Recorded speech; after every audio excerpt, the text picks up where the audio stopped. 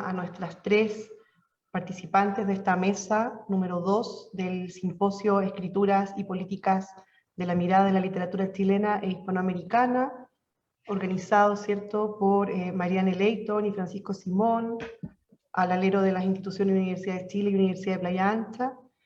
En esta oportunidad vamos a tener la posibilidad de dialogar y escuchar, ¿cierto?, a Rocío Fernández, Isabel Araoz y a Alejandra Wolf. Nuestra primera invitada, Rocío Fernández, de la Universidad Nacional del Mar del Plata, tiene una ponencia que se titula sobre las posibilidades de un archivo modernista de la incomodidad. Rocío es licenciada y profesora en Letras de la Universidad Nacional de Mar del Plata, y es doctoranda de la misma universidad y becaria del Consejo Nacional de Investigaciones Científicas y Técnicas CONICET de Argentina. Trabaja desde el 2014 la obra modernista del cubano Julián del Casal y actualmente se encuentra desarrollando su proyecto doctoral sobre las modulaciones de la decadencia en la literatura cubana. Ella nos presenta una ponencia titulada sobre las posibilidades de un archivo modernista de la incomodidad. Luego tendremos la participación de Isabel Araoz, de la Universidad Nacional de Tucumán. Isabel es directora del Instituto Interdisciplinario de Estudios Latinoamericanos, IELA, de la Facultad de Filosofía y Letras, y docente de la materia Literatura Latinoamericana 2. Ella es doctora en Letras, con una especial orientación en la literatura, por la Universidad Nacional de Tucumán. Tiene además una diplomatura en Género y Movimientos Feministas. Ha publicado libros referidos a la literatura de Tucumán y artículos en revistas nacionales e internacionales. Es miembro del proyecto de investigación Políticas de la Literatura, Ficciones de Espacio y Archivo en América Latina, dirigido por la doctora María Jesús Benítez. Coordinó también en colaboración diferentes números de la revista Telar sobre literatura de Bolivia, Revoluciones en América Latina, y el último, La literatura de mujeres en América Latina, Género, Cuerpo y Escritura. Actualmente estudia las vinculaciones entre literatura latinoamericana, cuerpo y dispositivos sexogenéricos, y ella nos va a presentar una ponencia llamada Furia Travesti, una serie latinoamericana. Por último, contamos con la presencia de Alejandra Wolf, de la Pontificia Universidad Católica de Chile. Alejandra es artista visual, magíster en artes visuales de la Universidad de Chile y doctora en literatura de la Pontificia Universidad Católica de Chile. Actualmente ella se desempeña como académica y docente de la Facultad de Artes de la Pontificia Universidad Católica de Chile y está a cargo de la Dirección de Patrimonio, Archivos y Publicaciones de la misma facultad en dicha universidad. Como artista visual, ella investiga y trabaja en torno a las representaciones de la violencia, la memoria y las corporalidades. Como investigadora desarrolla proyectos en el campo también de la cultura visual y las artes chilenas y latinoamericanas contemporáneas. Sus temas de interés son el cuerpo y las corporalidades, el género y la memoria, cómo no. Nos presenta una ponencia muy contingente en su titulación Negro Matapacos, Arte y Masculinidades Disidentes en Chile. Muchas gracias, la bienvenida, y iniciamos entonces con la presentación de Rocío Fernández. Bueno, muchas gracias, Mariano, por la presentación, y aprovecho también para agradecer a Francisco y a Marian por el espacio. Bueno, voy a dar comienzo a la lectura de mi ponencia, que se titula sobre las posibilidades de un archivo modernista de la incomodidad. Voces de fin de siglo, desbordes del género en la modernidad, es sin lugar a dudas el libro que cambió las maneras de pensar el género y la visualidad dentro de los estudios del modernismo latinoamericano. Allí Silvia Moley reunió, animada, como ella dice, por la insistencia de los amigos, una serie de ensayos escritos durante la última década del siglo XX y los primeros años del siglo XXI, que, aunque ya habían sido publicados en su momento por separado, cobraban ahora, en conjunto, una mayor dimensión al constituirse como una serie o colección de escenas. La autora señala justamente que el disparador para la reflexión crítica fueron ciertas imágenes, ya sea vistas, ya sea reconstruidas en mi imaginación, que permitieron componer escenas donde alguien espía a alguien, yo incluida, dice Molloy, escenas culturales donde se enfrentan, entran en pugna, se reconocen o más generalmente se niegan nuevas formas de ser y darse a ver en sociedad. En efecto, el libro no se abre con el marco teórico que le va a permitir renovar la lectura del fin de siglo latinoamericano, me refiero a la noción de pose como una fuerza desestabilizadora y por ende fuertemente política, sino entonces con una de esas escenas de las que ella dice que funcionan como disparador. Esta escena es de enero de 1882 y nos muestra a José Martí, que asiste a la conferencia que da Oscar Wilde sobre el renacimiento inglés del arte en Nueva York. Martí escribe lo siguiente. Cito la crónica de Martí. Ved a Oscar Wilde, no viste como todos vestimos, sino de singular manera. El cabello le cuelga cual el de los caballeros de Elizabeth de Inglaterra, sobre el cuello y los hombros. El abundoso cabello partido por esmerada raya hacia la mitad de la frente. Lleva frac negro, chaleco de seda blanco, calzón corto y holgado, medias largas de seda negra y zapatos de villa.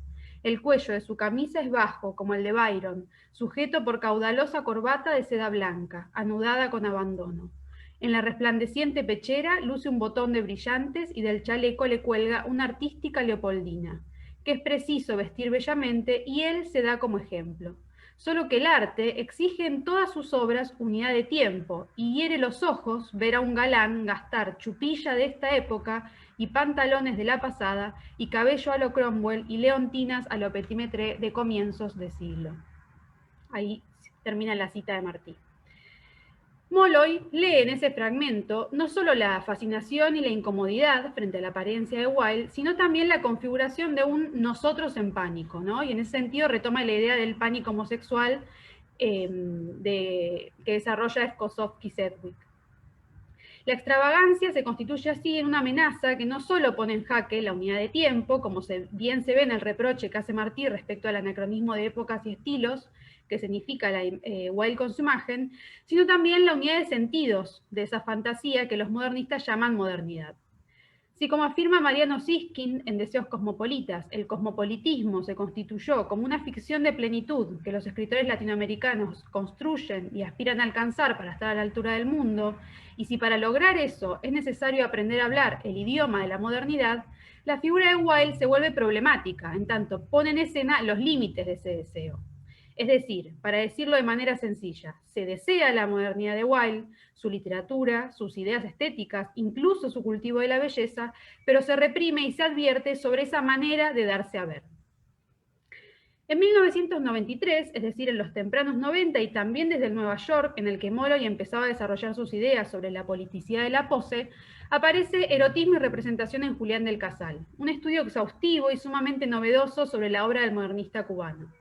Oscar Montero, el autor, quien desde 1992 era miembro de la junta directiva del Center for Lesbian and Gay Studies, puede pensarse así, junto con Molloy, en el otro pionero de las lecturas queer del fin de siglo latinoamericano. Si bien son apuestas distintas por su alcance teórico, en tanto el ensayo de Molloy desborda la obra de un autor en particular para erigirse como una forma de leer las disputas en torno al género en la modernidad, en ambos casos es posible observar el impacto que tuvo la renovación de los estudios feministas, no solo en las maneras de concebir y abordar el género y la sexualidad, sino también en la utilización de nuevas metodologías de estudio que ponen en primer plano la productividad de los estudios visuales.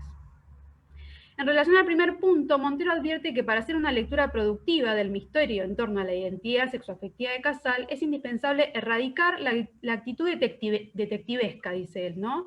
Que escruta y clasifica los cuerpos involucrados, que es una estrategia que había tenido la crítica en general desde fin del siglo XIX hasta incluso entrado el siglo XX, para pasar a ocuparse del efecto corrosivo que tuvo la indefinición genérica que construyó el modernista de sí mismo.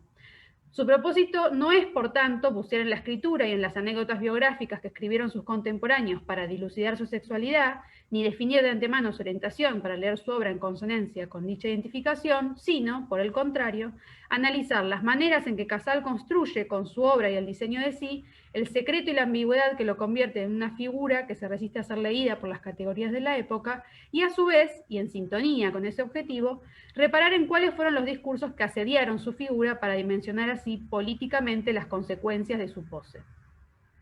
En esta línea, el crítico señala que los años de producción literaria de Casal, desde el final de la década del 80 hasta su muerte en 1893, coinciden con la difusión de los discursos inaugurales sobre la sexualidad. Al respecto, Michel Foucault, en su ya famosa Historia de la Sexualidad, la voluntad de saber, refiere que el gran cambio que se produce en esos discursos hacia fin del siglo XIX tiene que ver con que se deja de pensar la sexualidad entre personas del mismo sexo como una cuestión de genitalidad prohibida y aislada, para pasar a considerarla como una función de definiciones estables de identidad. De modo que la estructura de la personalidad puede marcar socialmente a un sujeto como homosexual, incluso en ausencia de genitalidad. Ese pasaje que señala Foucault entre el pederasta como una figura jurídica a la homosexualidad como una narrativa más compleja e integral es lo que va a revelar la productividad de la literatura dentro de los discursos biopolíticos. En este sentido, se pueden pensar, por ejemplo, los estudios de F. Kosofsky-Sedgwick, a quien ya mencioné, quien señala que Billy Budd, Marinero, de Herman Melville, o El retrato de Dorian Gray, movilizaron imágenes y categorías sumamente potentes en relación al binomio homosexualidad-heterosexualidad. En este mismo sentido, Montero va a poner a operar ese binarismo para releer la incertidumbre que manifiestan los contemporáneos frente a esa otra sensibilidad de Casal. No solo como una muestra de que los sujetos que no califican de manera clara en una de esas dos identidades se tornan ominosos para los demás, en tanto hacen peligrar las categorías que fundan sus propias subjetividades, sino también, y ligado a esto último, como espacios semióticos que permiten definir y resguardar y reafirmar la heterosexualidad que la presencia de Casal amenaza. Y que, volviendo al inicio de esta ponencia, podemos vincular con ese nosotros martiano que aparecía en la crónica que analizaba Molloy frente a la excentricidad de White. Esta perspectiva de lectura lo lleva a recopilar a Montero y coleccionar aquellos discursos sobre Casal que intentaron, en vano, dice él, desde el fin del siglo XIX en adelante, revelarlo, enderezarlo, normalizarlo, hacerlo encajar e incluso, en términos de Sedgwick, construirle un closet. El crítico dispone en serie, como si fuese una exposición en un museo, los diversos intentos de corregir a Casal, desde la advertencia paternalista de Enrique José Varona, la construcción del trauma de juventud que conduce al pesimismo y la decadencia de Manuel de la Cruz, y la androginia interior que señala Ricardo del Monte, hasta las lecturas posteriores de Emilio de Armas, José Antonio Portuondo, Gustavo Duplessis, Carmen Ponset, Sitio Vitier o Mario Cabrera Saquí. En este sentido, si los discursos médico-legales positivistas de fin del siglo XIX se habían encargado de crear un catálogo de degeneraciones y desviaciones, con Max Nordau a la cabeza, Montero invierte e intercambia las posiciones y coloca detrás de la vitrina tanto a los fanáticos de la clasificación como a los críticos que señalaron el problema de la sexualidad de Casal. Y es acá donde aparece la cuestión que me interesa destacar para pensar en consonancia con las imágenes como disparadores críticos a las que hacía referencia Molloy. Porque si bien no todas las lecturas críticas que trabaja Montero se centran en la cuestión biográfica, el ensayo termina convirtiéndose por momentos en una serie de escenas, al igual que Molloy, que nos dejan espiar la indocumentada vida de Casal. Cito un fragmento del texto de Montero. Dice, en una conocida anécdota sobre Casal, el poeta languidece en el interior oriental de su guardilla, amenaza con salir a la calle vestido de kimono, y tienen los amigos que obligarlo a cambiar de parecer. Lo que probablemente fue una broma de Casal o un gesto precursor del camp en el círculo de sus amigos, se ha convertido en un dato reiterado de su biografía, donde triunfa el buen sentido de los amigos sobre la extravagancia de Casal, que pretende salir a la calle vestido como la cubana japonesa del célebre kakemono, para hacer público un desvío que debe reservarse para el interior, protegido por los amigos sensatos. Por fuera de la veracidad fáctica, cuestión que, como señala Juan José Sarr, no le interesa a la literatura, estas imágenes se constituyen en un prisma que le permite a Montero observar al mismo tiempo el cuerpo disputado del modernista y la construcción de esa puesta en escena que hace, en este caso, Ramón Mesa, amigo de Casal, que escribe en 1902 una especie de biografía. Entonces, por un lado, la performatización de la rareza del propio Casal. Por el otro, la incomodidad de quienes en un gesto ambiguo reprimen la actitud, pero luego la dan a ver en la escritura.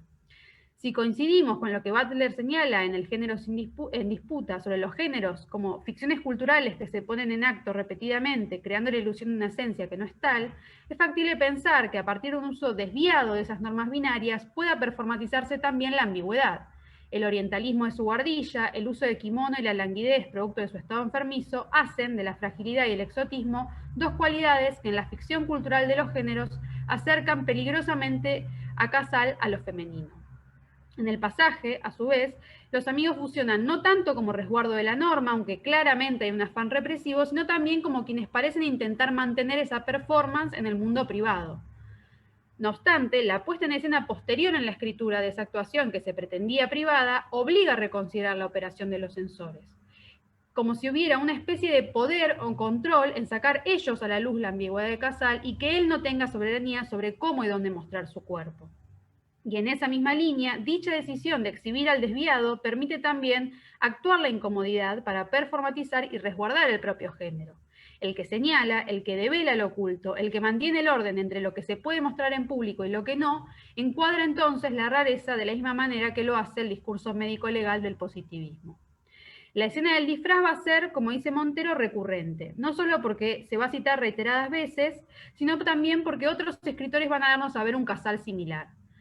Es el caso de una crónica que escribe Darío en 1895, en el que describe una velada en donde ambos poetas deciden aislarse del resto de los invitados para visitar un saloncito contiguo lleno de chinerías y japonerías. Luego de una extensa enumeración de objetos culturales y obras de arte, Darío señala lo siguiente, ¿no? Y cito la crónica. Dice, Julián del Casal, el pobre y exquisito artista que ya duerme en la tumba, gozaba con toda aquella instalación de preciosidades orientales. Se envolvía en los mantos de seda, se hacía con las raras telas, turbantes inverosímiles. A diferencia de la anécdota que recupera Montero del texto de Mesa, acá la performance casaliana se da en un contexto público, pero como menciona atinadamente Darío, en el secreto de la sala contigua. De esta manera se constituye inicialmente en el único espectador del pobre y exquisito artista, o mejor dicho, se da a ver y se constituye a sí mismo como aquel que es capaz de atestiguar sobre esa rareza perdida en tanto Casal ya duerme en la tumba. Y efectivamente la crónica es posterior a la muerte de Casal. En ese sentido, parecería haber algo factible de pensar en términos de ganancia y que es extensible la escena que reconstruye Mesa, que tiene que ver con que dar a ver la excentricidad de Casal es una forma de controlar la amenaza, pero al mismo tiempo dar gala de cierta cercanía. Como si el hecho de haber estado en contacto con ese espectáculo los convirtiera en parte o los revistiera de la mística y el misterio que rodeó en vida e incluso después al poeta. En una crónica extensa, publicada posteriormente, el mismo daría cuenta que en uno de los aniversarios de la muerte de Casal visitan la cripta del mausoleo en donde descansa el poeta y cuenta que había varios nichos sin letrero indicador. Entonces se preguntan ¿en dónde está Casal? Y responde nadie lo sabía. Más allá de que el ejemplo deja a la vista la intención de los contemporáneos, en este caso Darío, por mantener y alimentar el secreto y el enigma en torno a la figura de Casal, es interesante que la pregunta del cronista se centre justamente en el cuerpo, que es eso que pareciera volver una y otra vez, ya sea para censurarlo, reprimirlo, clasificarlo, reivindicarlo, recuperarlo, e incluso a desmedro de su escritura, que poco a poco pierde visibilidad en el ámbito cultural cubano, lo que persiste casi fantasmáticamente, como el Wild de Molloy, es la potencia y los efectos de esa corporalidad. Salvo los textos académicos, como el del propio Montero y al que podríamos sumar el de Francisco Morán, del 2008, la inmensa mayoría de las referencias al poeta que se hacen a fines del siglo XX rescatan no tanto su condición de escritor, sino de artista de sí mismo, reivindicando así la capacidad corrosiva que la sensibilidad y la pose decadente tienen actualmente en el discurso heteropatriarcal de la Revolución cubana. Sirva en este sentido la aparición fugaz, pero fuertemente política, de la imagen de Casal sobre la foto del Che Guevara en la película Fresa y Chocolate de 1993, donde Diego, un maricón patriótico y lesamiano, como se describe a sí mismo, termina desarrollando un estrecho vínculo de amistad con David, un joven revolucionario que inicialmente lo despreciaba. Teniendo esto en cuenta, entonces podríamos quizás esbozar una respuesta a la pregunta de Darío. ¿Dónde está el cuerpo de Casal? Está en todas partes. Es un cuerpo público que se ha diseminado en todos esos textos que lo dan a ver, en las escenas que recuperan el efecto de incomodidad que generaba en los otros. Así como las escenas que mencioné, hay varias, que bueno, no voy a mencionar todas por una cuestión de tiempo, pero voy a destacar dos. Una donde se menciona que en el único viaje que hizo Casal fuera de la isla, él contaba que había vuelto tejiéndole una coleta a un torero a cambio de cigarrillos, por ejemplo. Y también hay otra anécdota interesante, que es que en sus últimos días de vida tenía los tomos de Baudelaire como forrados o cubiertos, como si fuesen un texto bíblico, para engañar a las monjas, digamos, que iban a cuidarlo. Bien, y para cerrar entonces, y pensando en esas escenas, que bueno, simplemente las menciono por una cuestión de tiempo, así como Molloy señalaba en la escena que reconstruye Martí, que la persona física de Wilde es en sí mismo otro mensaje distinto al del contenido de la conferencia. Ella dice que es la inscripción corporal del esteticismo de fin de siglo. Podríamos pensar también, a partir de todas estas escenas que he ido recolectando, en ese otro mensaje que constituye el cuerpo de Casal. Por un lado, la broma de Casal con el libro encubierto, que produce esa imagen decadentista por excelencia de un rosario profanado y puesto sobre Baudelaire. Por el otro, la puesta en escena de Mesa, en la que se agrega su propio gesto de incomodidad frente a la situación. Esto último, que puede parecer menor, o que como hace Montero permite poner en la vitrina a aquellos que quisieron clasificar a Casal, es fundamental, no solo porque solo así accedemos a ese fragmentos de vida, sino también porque sin la incomodidad se perdería la politicidad del gesto. Me imagino entonces, para ir cerrando estas reflexiones, un proyecto curatorial, un archivo, una colección, un collage de todas esas escenas que desde fines del siglo XIX hasta hoy en día vuelven visible a Casal.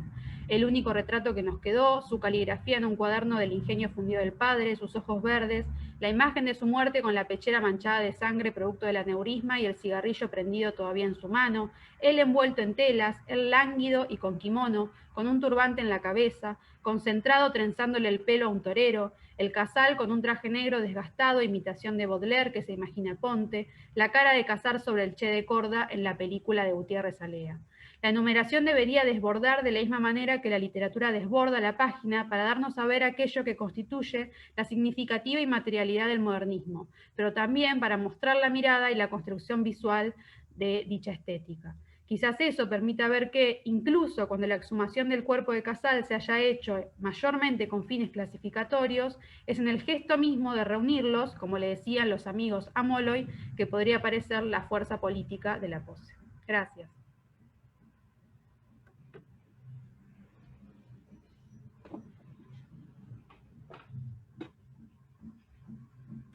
Gracias, Rocío.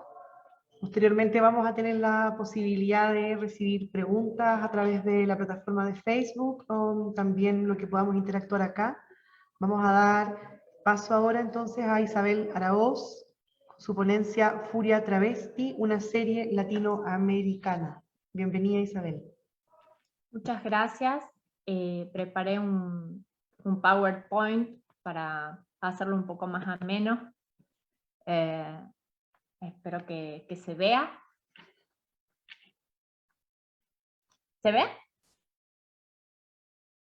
¿Sí? Se ve súper bien, Isabel. Gracias, gracias. Bueno, yo voy a... Estos son unos primeros pasos sobre este corpus que estoy armando. El propósito de este trabajo es presentar una cartografía travesti latinoamericana en construcción, un modelo para armar cuyo cuerpo de textos, no se centra estrictamente en el texto escrito literario, sino que abre el juego hacia otras maneras de pensar y hacer el arte. Para esta ocasión he organizado el material en 3 modalidades, que son también modos de arrime, modos de organizar y mirar este variopinto material. El primero es Héroes de Purpurina. Esta primera modulación incluye las obras del libertador Simón Bolívar de 1993 de Juan Dávila, chileno, La falsificación de las Tupac 2009 de Javier Vargas Sotomayor, peruano, y La revolución de 2019 del mexicano Fabián Chaires. Las obras pueden ser entendidas desde el gesto irreverente de trastocar las imágenes monumentalizadas de las memorias nacionales de América Latina, vinculadas a diferentes procesos históricos.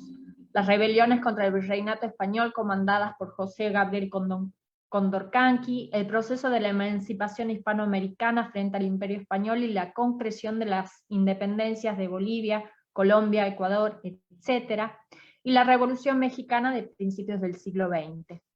Hay en estas propuestas plásticas una especie de inversión carnavalesca en el sentido bastiniano del término, de trocar lo alto por lo bajo, lo culto y lo popular, lo masculino y lo femenino, por medio de la figura de la travesti, que rompe con el esquema binario de representación y este juego de pares opuestos.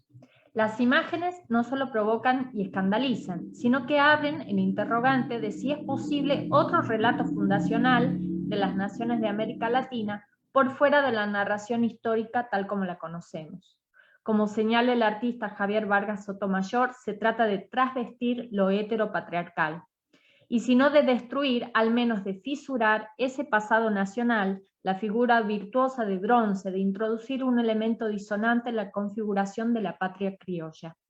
En esta línea, José Dávila maquilla con rubor y labial el rostro del padre de la patria grande, adorna su figura, le infla los pechos, monta sensualmente el caballo y de manera simultánea mira a su espectador y le dedica un ademán que lo menosprecia. Por su parte, Sotomayor arma su propia serie travestida alrededor de las figuras canonizadas de la política, la cultura y la literatura peruana y latinoamericana. Se suman a estas Tupac Amaru II las representaciones de Mariátegui, la Maricategui, la de José María Arguedas o la Valleja, solo por citar algunas. La obra que hemos seleccionado aquí imita, falsea, transforma al indio Tupac Amaru al modo de Andy Warhol con Marilyn Monroe. El juego del color, las pelucas, el uso de la cultura pop cruzan temporalidades diversas, transforman al líder mestizo de la resistencia indígena en diva travesti, trastoca su lugar en su lucha por el poder y por el poder del nombre se convierte en Marilyn, Farrah, Dina, Frida, las Amarus. Por último, el cuadro La Revolución de Chaires, más conocido como el Zapata trasvestido, por las polémicas que suscitó desde su exposición, y que provocó especialmente la cólera de las descendientes de la familia Zapata, que en tanto guardianes de la memoria, intentaron censurarla y solicitaron su retiro sin éxito frente a las movilizaciones de grupos LGTB+, que resistieron en las calles. Se trata de la imagen del revolucionario campesino prácticamente desnudo, despojado de sus armas, solo con dos prendas icónicas como fetiches: el sombrero de ala ancha, símbolo de la mexicanidad masculina, y en contraste, unos zapatos de taco alto asociados al mundo de lo femenino, la pose sensual, al igual que el Simón de Dávila, y sobre un caballo macho en el que sobresale el tamaño de su genitalidad.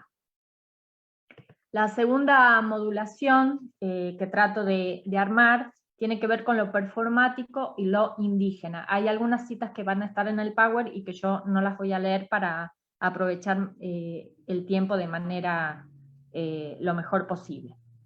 La segunda modulación de la serie que cruza el travestismo, la performance y lo indígena, podemos pensarla y observarla en el diálogo de dos producciones artísticas: Museo Travesti del Perú, de Giuseppe Campuzano, y Requiem por un alcaraván del oaxaqueño Lucas Avendaño. Creo que en ambos es posible conocer la figura de Pedro Lemebel como faro, una especie de paternidad que no es así, sino más bien su negación, su diferencia, una tradición marica queer feminista. En ocasiones, este aire de familia se explicita por medio del juego sexual. Avendaño, Vargas Sotomayor, considerado anteriormente, Lemebel, Kahlo, en una línea que los enlaza a la artista mexicana que también ha jugado a trasvestirse y a duplicarse. Tanto Campuzano como Avendaño trazan sus producciones artísticas y teóricas en la zona de frontera que va desde la academia hasta las calles. Sus propuestas están atravesadas por un espeso aparato crítico que se condensa en clave estética. Hay un arte de lo inespecífico en términos de Garramuño o por fuera del campo en términos de Graciela Esperanza, y que se rompe con los campos disciplinares, con las diferencias entre objeto y conceptualizaciones teóricas, una trama que enhebra la propia experiencia, el cuerpo, y un arte que no reniega de una ética y que reflexiona y desmonta los complejos procesos identitarios, comunitarios y estéticos. Mientras Campuzano se reconoce como peruano y travesti, Avendaño se presenta a sí mismo como antropólogo, performance y mulle. Museo Travesti es un proyecto conceptual, móvil o portátil, que se arma y desarma en distintos espacios desde 2003, y que ha sido documentado en un precioso libro con el mismo nombre en el 2007, como dice su autor. La experimentación, la descolocación de objetos y sujetos, la superposición de temporalidades, técnicas, artes conviven en esta singular manera de replantear categorías como museo, archivo y travesti. Campuzano declara en su prólogo, y cito: los museos han sido desde sus inicios espacio de memoria y reflexión, como también sacralización y dogma, donde las obras coleccionadas surgen y fluyen, pero dentro de un canon que asimila o desecha. Como musas travestidas, alentamos la interpretación e impugnamos la autoridad. Fin de cita. El museo se sacude el polvo de esta conceptualización tradicional del espacio y se convierte en un dispositivo para el diálogo y el activismo desde un arte diverso. Hablamos de un archivo, una copia de elementos heterogéneos, múltiples épocas, una colección que se expande hacia atrás y que se recupera una genealogía localizada en ese pasado prehispánico. Convergen en el archivo travestidos, cerámicas, relatos del Imperio Español con sus cronistas y evangelizadores, irrumpen fragmentos de Guamán Poma de Ayala que tuerzan la visión de la historia, los ángeles arcabuceros, fotografías documentales, un glosario final, máscaras y vírgenes. Todo esto reconfigura lo travesti en Perú en clave de barroco latinoamericano.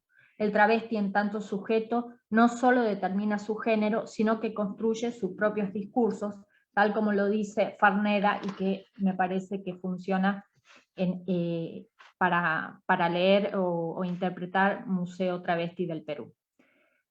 Por otro lado, en su artículo Carta de un indio remiso, Lucas Avendaño se pregunta sobre la mullaidad.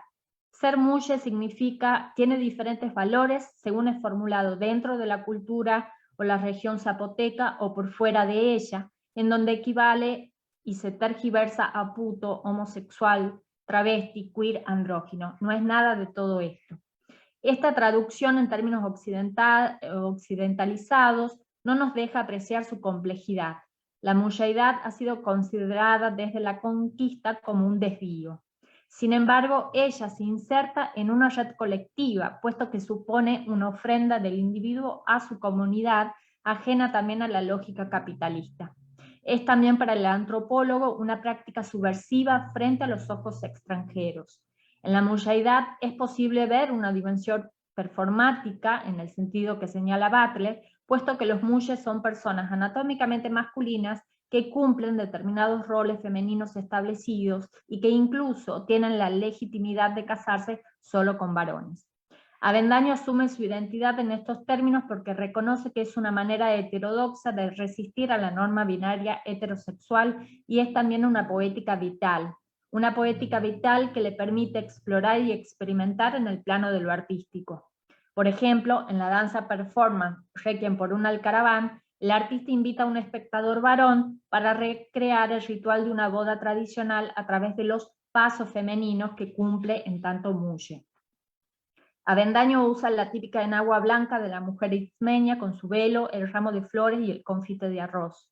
Incorpora a su territorio escénico otro rito de iniciación, la mayordomía de las mujeres con otro tipo de pollera. Asimismo pronuncia un monólogo en donde mixtura lo ficcional, lo histórico, lo geopolítico y lo autobiográfico. Suma la representación una fiesta patronal, esta vez travestido de virgen. Cierra este ciclo teatral con su propia muerte simbolizada con ropería de luto, y allí despliega un último discurso, la necesidad de reconocer el origen y las prácticas mesoamericanas, el fracaso de lo patriarcal y lo católico, así como crudas alusiones a la dictadura chilena y al gobierno mexicano, cuya deuda de justicia con los desaparecidos no ha sido aún saldada. Como ha señalado la crítica, es evidente el desplazamiento de una tradición sincrética desde su territorio a la resignificación al espacio teatral que reclama su estatus de práctica artística.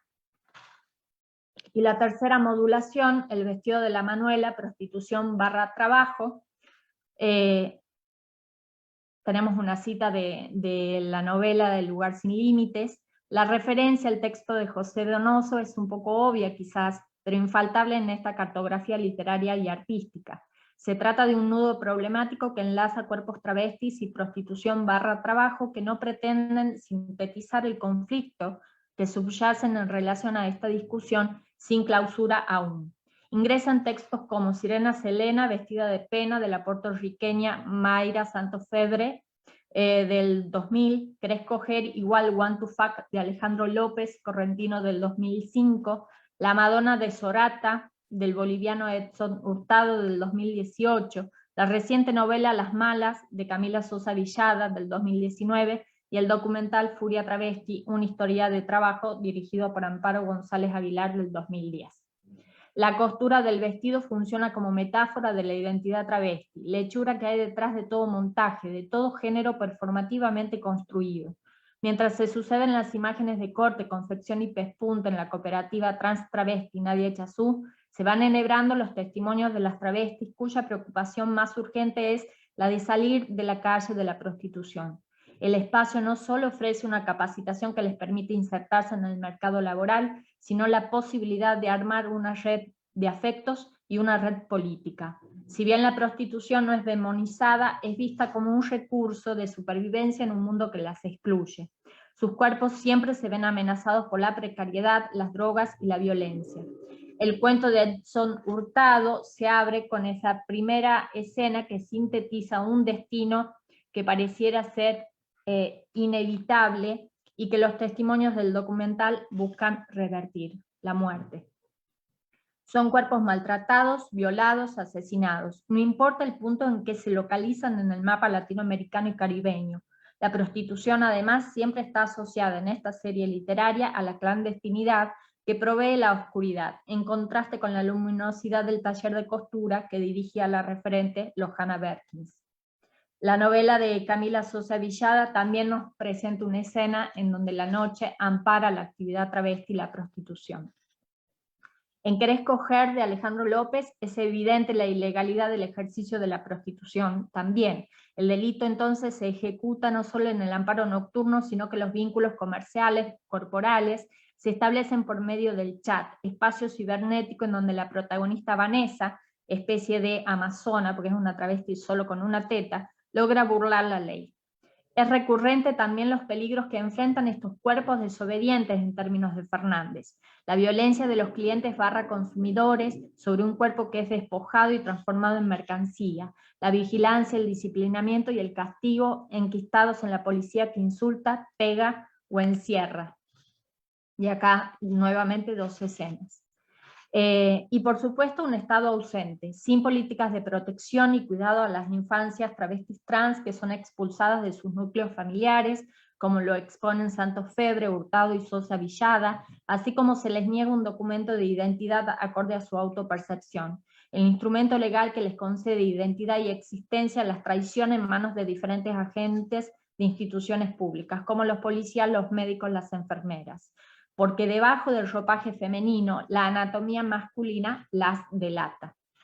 Así como la figura travesti supone un desplazamiento sexogenérico, es posible leer diferentes trayectorias migrantes en la vida de los y las protagonistas de estos relatos. El deseo de un reconocimiento familiar imposible que las desaloja, la ambición de prosperidad que se ubica siempre en otra geografía, de lo rural a lo urbano, de las provincias a la capital, desde países empobrecidos y periféricos hacia los llamados centrales, en busca de la meca de las oportunidades. Se trata de una variación del sueño americano en clave travesti, que se manifiesta con suma claridad en la historia de Sirena, que quiere triunfar con su show de drags en Nueva York.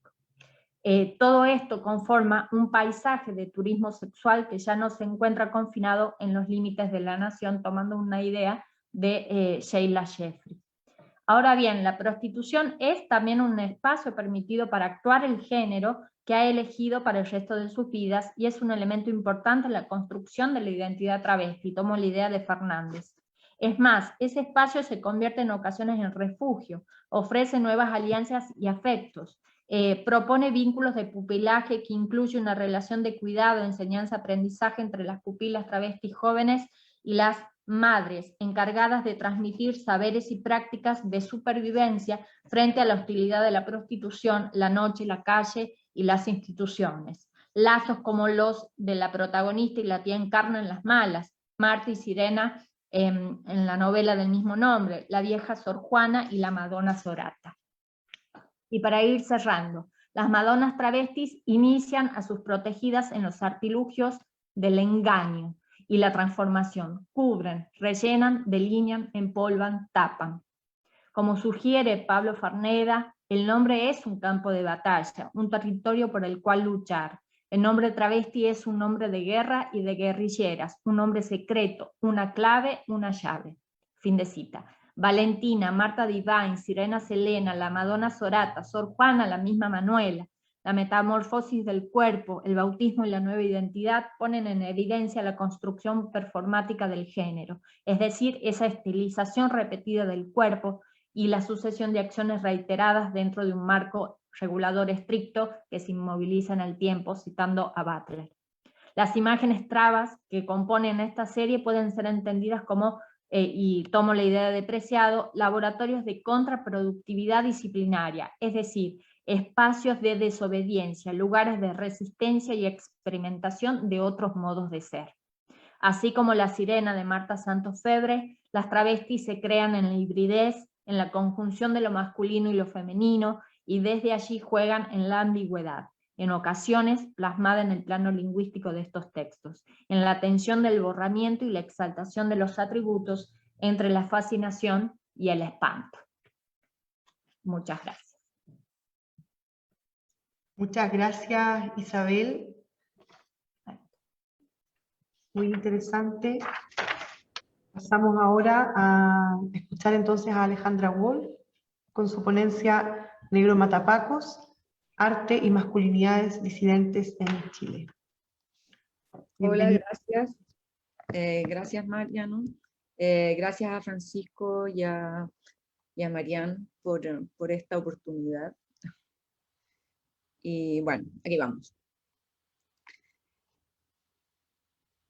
Voy a compartir también mi pantalla porque tengo una pequeña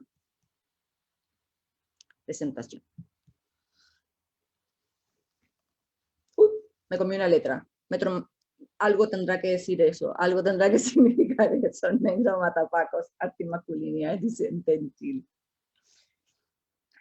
Esta cuerpa no tiene título, este cuerpo no tiene lugar, estos cuerpos duelen.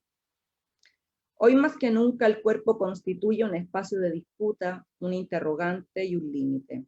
Lo imperativo es su fragilidad, su conciencia de finitud. En el curso de las últimas décadas en Chile y América Latina, el cuerpo y la corporalidad se han visto enfrentados a cuestionamientos críticos que atraviesan las políticas que edifican sus identidades y que amenazan sus libertades. Los efectos que estos cambios tienen en las prácticas poéticas, estéticas, discursos imaginarios y representaciones enuncian y anuncian un nuevo lugar para los cuerpos y sus tránsitos. Ahora bien, en el contexto chileno, el estallido social, las demandas feministas y las necropolíticas de la reclusión, paradójicamente nombradas como sanitarias, han constituido un espacio de cuestionamiento sobre aquellos modelos sociales, políticos y culturales que perpetúan los mecanismos de poder y dominación del modelo de desarrollo del sistema neoliberal y colonial. La visibilización de esta crisis se manifiesta en el espacio público mediante prácticas colaborativas y expresiones colectivas que construyen imaginarios y representaciones, que participan del nuevo constructo ciudadano que interpela los modelos culturales y los cuerpos y corporalidades que funda. La cultura y el arte desde una perspectiva histórica dan cuerpo a aquellas configuraciones sociales que determinan la identidad, sus prácticas y los sentidos que elaboran. Participan de la construcción de las subjetividades al mismo tiempo que pueden permear sus estructuras, agrietando los pilares que hasta hoy les constreñían. Las prácticas políticas del arte abren las fisuras que ponen en entredicho títulos y lugares, visibilizan y contribuyen, eso sería mi esperanza, digamos, a la emancipación, o con la emancipación. En el contexto del estallido social chileno de octubre del 2019, surgió como símbolo de las revueltas y las luchas la figura de un cuerpo cuya identidad mestiza, de origen marginal, callejero y rabioso, logró reunir y convocar las miradas nacionales disidentes y las del mundo expectante en torno a lo que vivíamos en Chile. Instituido como la voz de las movilizaciones, dicha corporalidad no se construyó desde un cuerpo humano, sino desde la figura de un perro, el quiltro.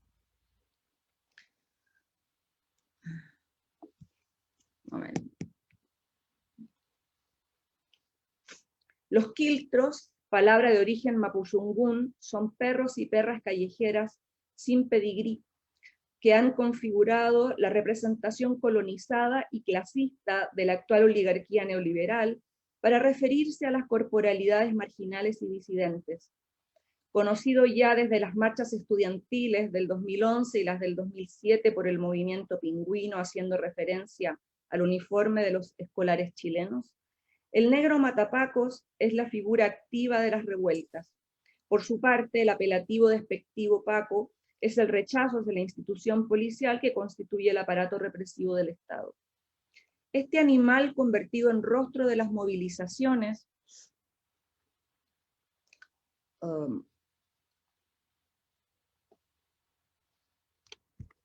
y posteriores del 2019, era uno de los habitantes y guardianes de una de las puertas de la Universidad de Santiago de Chile, ex Escuela de Artes y Oficios y más adelante conocida como la Universidad Técnica del Estado, que ha estado históricamente vinculada a la educación de los sectores medios y populares chilenos.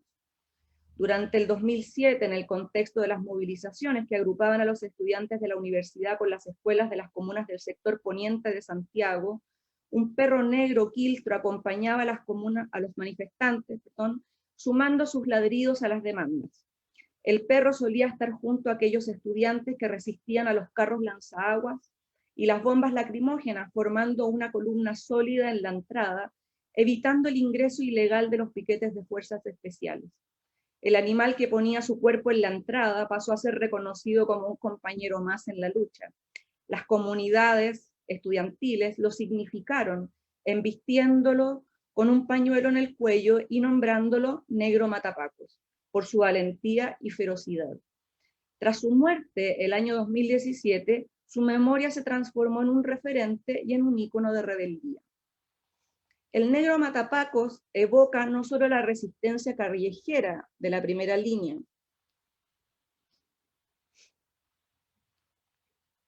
también representa a les cuerpes suyugades, les subalternes, les flaites, les morenites, les hijes de les pobladores, a quienes crecieron en la toma, a los que se deben endeudar para estudiar, a los que pierden todo y enferman gravemente, a todos quienes son invisibilizados dentro de percentiles socioeconómicos y estigmatizados y criminalizados por las élites.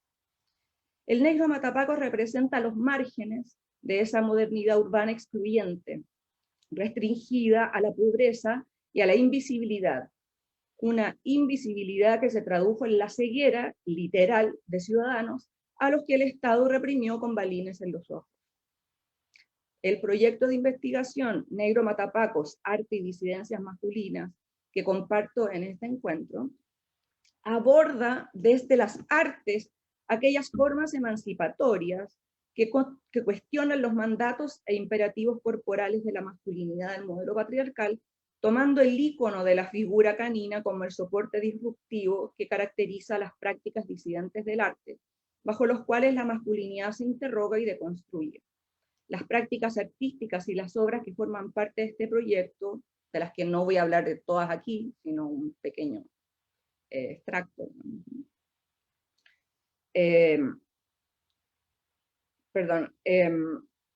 Estas prácticas visibilizan los mandatos e imperativos corporales de la masculinidad con una perspectiva interseccional que ponen en entredicho las prácticas sectarias y racistas del modelo colonial patriarcal hegemónico chileno, haciendo ver las formas y discursos bajo los cuales el poder articula su necropolítica.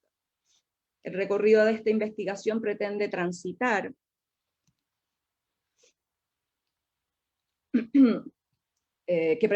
que esta investigación pretende transitar, plantea como tesis que el matapacos constituye un campo de representaciones de diversas masculinidades no hegemónicas, una categoría de género que puede ser a su vez un marco crítico estético, que revela las prácticas artísticas y las representaciones de la masculinidad en Chile.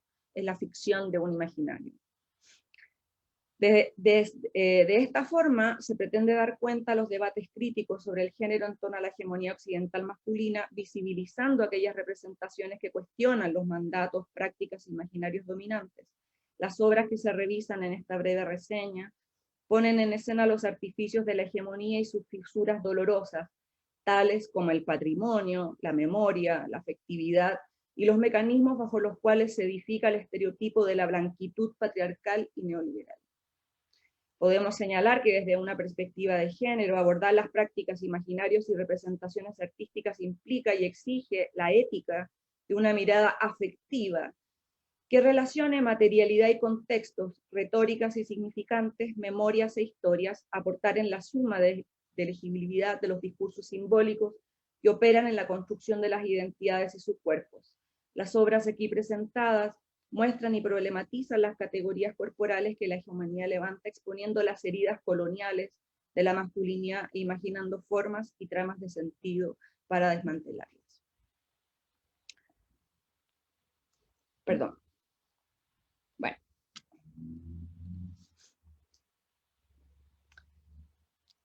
Para ser mirado esconde. La obra de Bernardo Yersún gira en torno a los patrones y formas mediante los cuales se delegitiman ciertos cuerpos y subjetividades. Su obra aborda las prácticas y los discursos excluyentes, como los imaginarios y representaciones sentenciados a la otredad. A partir de su experiencia como víctima de discriminación y desde su origen mapuche, Oyarzún traza una serie de obras que tienen por objeto exponer, desenmascarar y denunciar las formas y mecanismos bajo los cuales se construye la imagen del otro. La obra Bajo sospecha expone los mecanismos discriminatorios que han sido parte del andamiaje clasista que impera en las necropolíticas, citando Memme, de la racialización.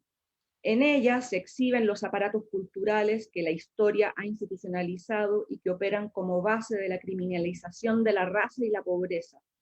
En otras palabras, lo que allí se exponen son las formas de operar inconscientes de la subjetividad colonizada sumidas en el rol de perpetuar la hegemonía eurocéntrica.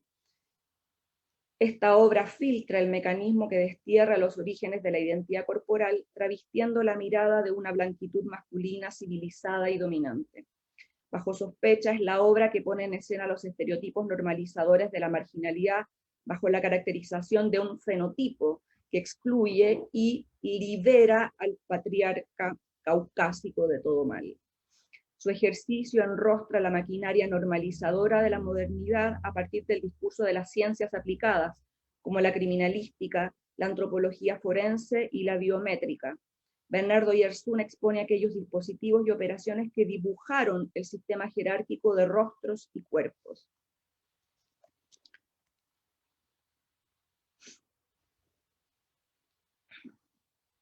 Perdón, me perdí. Su obra deja de ver la impronta dejada por la violencia patriarcal del colonizador. A partir de una experiencia personal, Oyarzún se trasviste de delincuente, acentuando los rasgos discriminadores de la institución policial. Habiendo sido detenido por sospecha tras haber sido reconocido por un guardia en el careo por un presunto delito y tras responder, según la policía, al retrato hablado de los testigos, en sus declaraciones, permitieron configurar, a través del reconocimiento del retrato hablado que los testigos permitieron configurar. Oyarzún se registra posando ante la Cámara de la Ciencia Criminalística del siglo XIX, dejando ver una vez más los mecanismos tecnológicos de poder y las imágenes que producen. La obra, realizada el año 98, consta de 4 gigantografías. 2 de ellas exponen su perfil, mientras una tercera nos enfrenta a su mirada. La cuarta imagen expone el retrato hablado del sospechoso. La comparecencia en un mismo soporte del dibujo y la descripción advierten las violentas prácticas homogenizadoras que insisten en clasificar los cuerpos y marginalizar su corporalidad. Su posición nuevamente es ambivalente. Víctima del racismo institucionalizado, es también el que se infringe la marca de la exclusión. Bajo sospecha es una forma que pone en escena las prácticas de criminalización y denuncia la lógica racista que impera en las instituciones de seguridad del Estado, que avalan los actos y los marcos ideológicos de la discriminación. Desde mi perspectiva, este retrato no solo expone los mecanismos mediante los cuales la hegemonía blanca patriarcal elabora el rostro del otro, sino que en ella se interpela la categoría mestiza que insiste en negar su pasado original.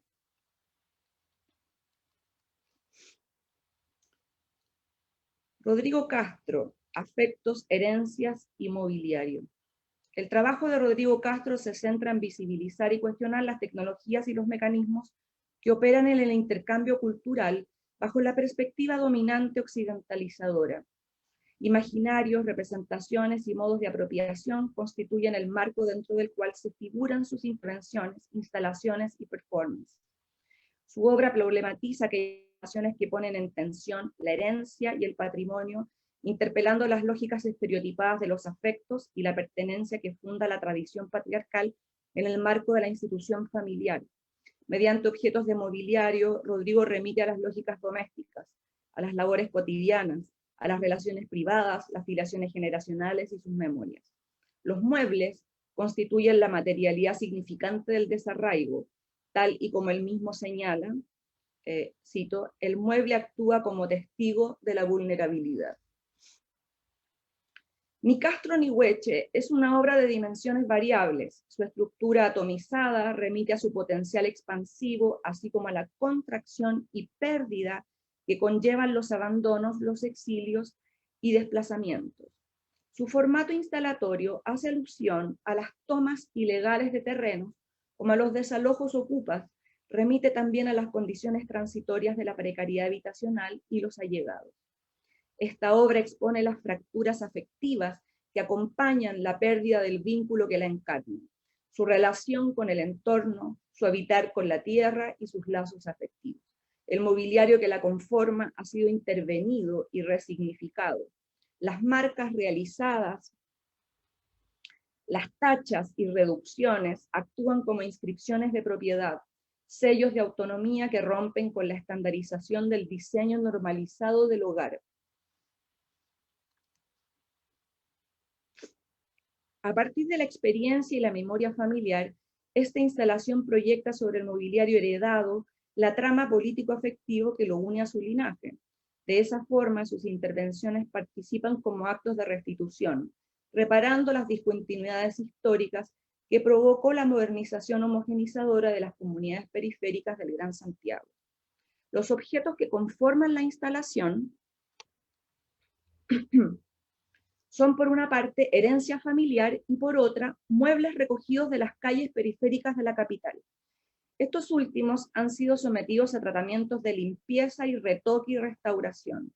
La metáfora de dicha intervención alude a las prácticas de higiene vinculadas al blanqueamiento y los mecanismos de legitimación de la pureza racial por una parte y a los mandatos socioculturales inscritos en los cuerpos y sus hábitos por otra.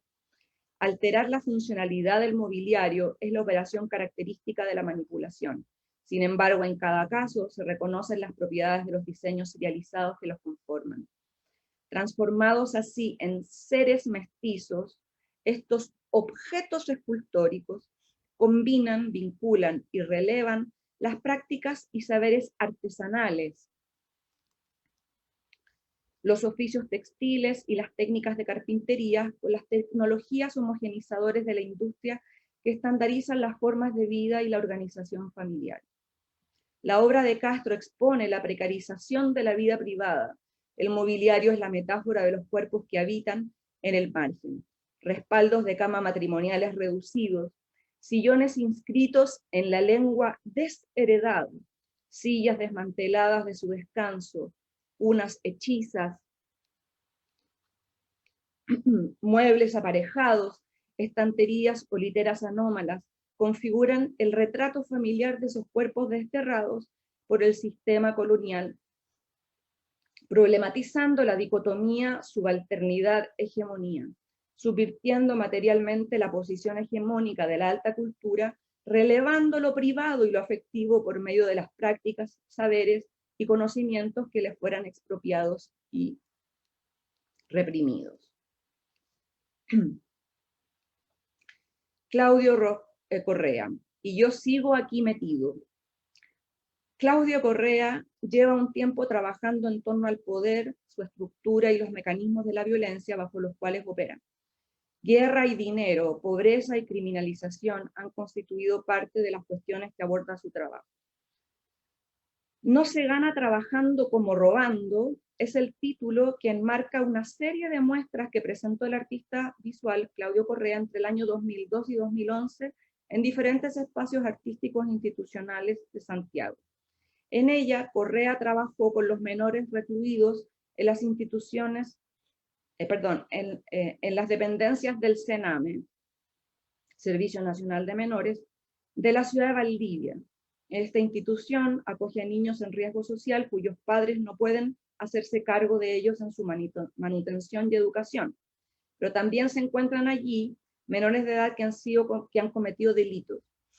La reclusión no es diferenciada, los escasos recursos del Estado no alcanzan para la atención adecuada de los jóvenes, así como tampoco para la permanente y eficaz fiscalización del sistema. La comunidad carcelaria infantil que allí convive sin diferencias de condición es estigmatizada e invisibilizada por un sistema judicial y de protección que no da y al parecer no pretende dar abasto. Forma parte de este proceso la pérdida de los contactos que los niños y adolescentes tienen con sus familiares, amigos y novias. Este violento quiebre afectivo es el eje que las obras de Correa visibiliza e intenta reparar. Mediante la acción de los dispositivos y operaciones que la propia criminalística tiene para la captura de los sospechosos, articula una red de resistencia que sobrepasa los límites carcelarios.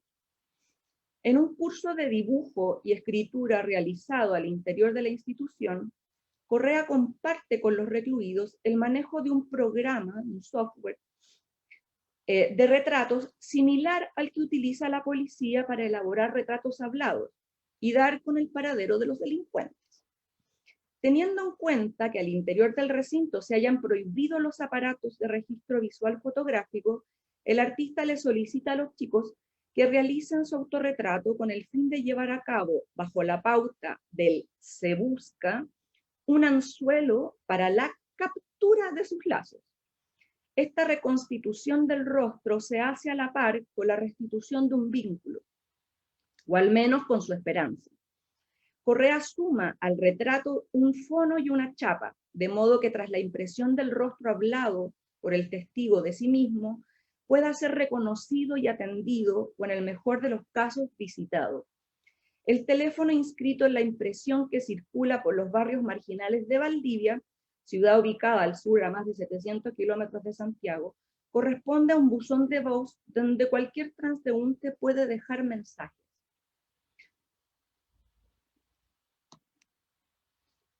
La muestra que reunió esta experiencia se llevó a cabo en una serie de 3 exposiciones diferentes. La primera del año 2002 en la Galería Muresur, en la que podían escucharse los audios instalados en la alcantarilla, ubicado frente a la galería en pleno centro de la capital. En ellos se registraban los mensajes dejados por algunos familiares y conocidos de los reclusos. La segunda se realizó el año 2003 en el Museo de Arte Contemporáneo, titulada Perdidos, 3 crónicas de una rehabilitación conductual masculina.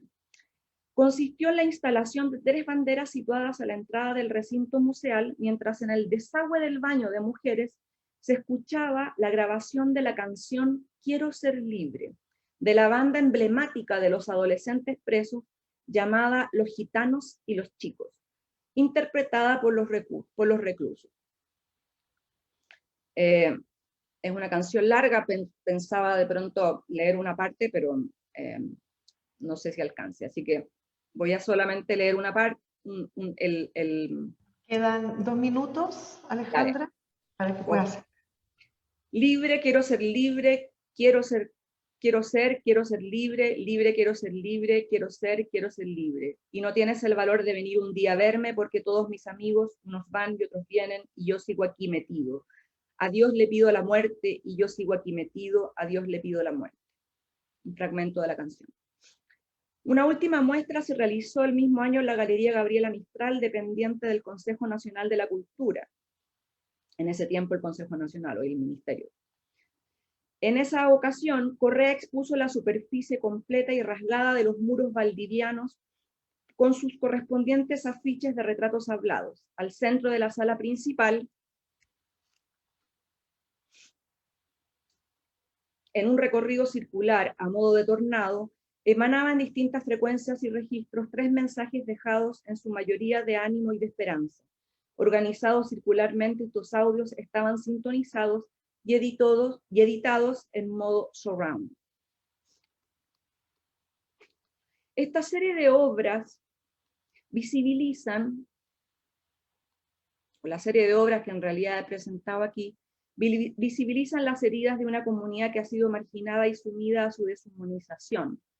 Por otra parte, se trata del intento de reparar los brazos rotos de aquellos cuerpos que han sido sostenidamente precarizados, criminalizados y estigmatizados por un aparato de control que termina disolviendo los vínculos más estrechos. El trabajo de Correa pone en escena los dispositivos y operaciones de un sistema que norma y estigmatiza bajo la criminalística lo que el propio sistema no es capaz de administrar y gerenciar. Su gesto disruptivo es poner al servicio de esta comunidad de huérfanos la propia tecnología que controla y vigila su circulación, poniendo en marcha una cadena de potenciales encuentros y nudos o suturas afectivas. En esta serie de obras comparecen imagen y palabra. No se trata de un texto-imagen inscrito para ser leído, sino un texto-imagen sonora que como espiral de viento se eleva con el grano de su materialidad sonora.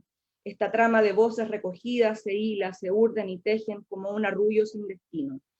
Así como la botella lanzada al mar, estos retratos se imprimen con la esperanza de un rescate. El retorno oral de la imagen nos expone entre aquellas formas traumáticas en que se inscribe la diferencia, así como las estrategias de precarización y dominación de la masculinidad hegemónica que destierra y desteta, proponiendo al mismo tiempo, de manera simbólica, sus develamientos y reparación. Hasta aquí he pretendido dar cuenta de algunas propuestas artísticas que en el escenario chileno reflexionan en torno a los ejercicios del poder y las extensiones y efectos de las políticas patriarcales y coloniales en los cuerpos que suscriben. Atravesadas por las precarizaciones del modelo neoliberal, estas obras significan la imposibilidad colectiva de elaborar una propia representación, visibilizando los modelos impositivos y violentos que la hegemonía insiste en aplicar.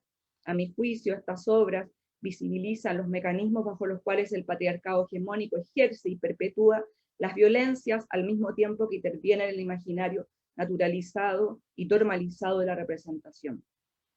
Dicha intervención viene a restituir, ya no desde la victimización, el sustrato quiltro de nuestra condición colonizada. El acto de resistencia se encuentra precisamente en ese nudo que no sucumbe a la violencia de la expulsión, atendiendo a las acciones que incorporan aquellas otredades corporales que fluyen y que se reconocen en la lucha por una soberanía inclusiva. Muchas gracias. Gracias, Alejandra. Gracias también a Isabel y a Rocío. Tenemos ahora un espacio acotado de tiempo para poder interactuar. Si es que nos aparecen preguntas en canal Facebook, yo las voy a formular, ¿ya? Pero en principio, bueno, además de agradecer este pasaje que ustedes han realizado, ¿cierto?, en torno a distintas temáticas visuales, literarias, ¿cierto?, de la expresión del género, hay un ámbito que considero reúne, ¿cierto?, las 3 ponencias y que tiene que ver con la problematización del archivo, casualmente, ¿cierto?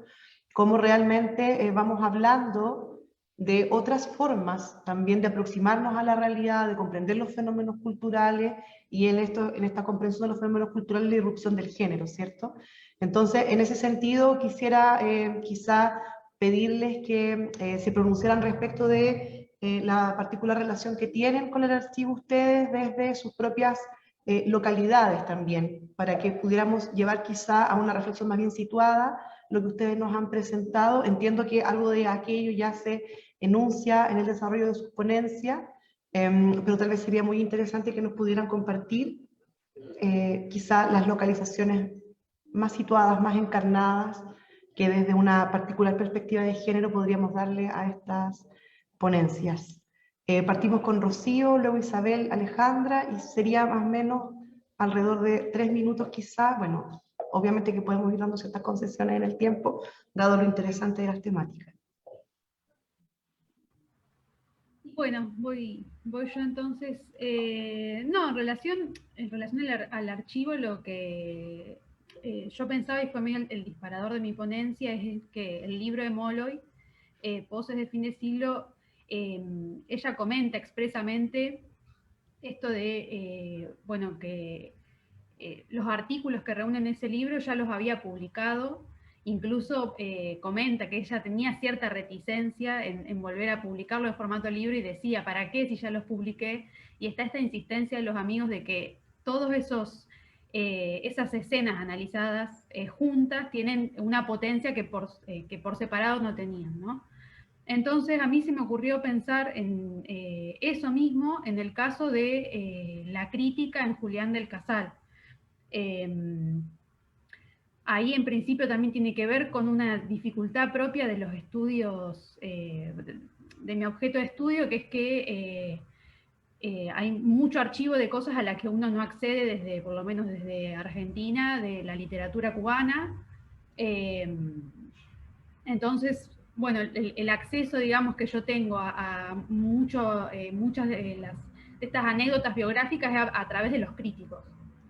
Entonces yo pensaba casi como una cosa medio de imaginación, ¿no? Como de armar un atlas, por ejemplo, cómo sería recolectar todas las anécdotas biográficas que retoma Montero, las que retoma Morán, y así, ¿no? Con lo que uno tiene, y disponerlas todas juntas. ¿Qué pasaría, no? Entonces pensaba si el texto de Molloy cobra cierta potencia a partir de juntar todas esas escenas. ¿Qué pasaría si hacemos lo mismo con esas escenas biográficas de Casal, ¿no? Entonces, a partir de juntar algunas, encontré esa cuestión de la incomodidad, o sea que siempre que se ponía en escena Casal, siempre se ponía también en escena un tercero que estaba incómodo, y me parecía que eso revitalizaba en cierto punto esa inmaterialidad del cuerpo del modernismo, digamos, ¿no?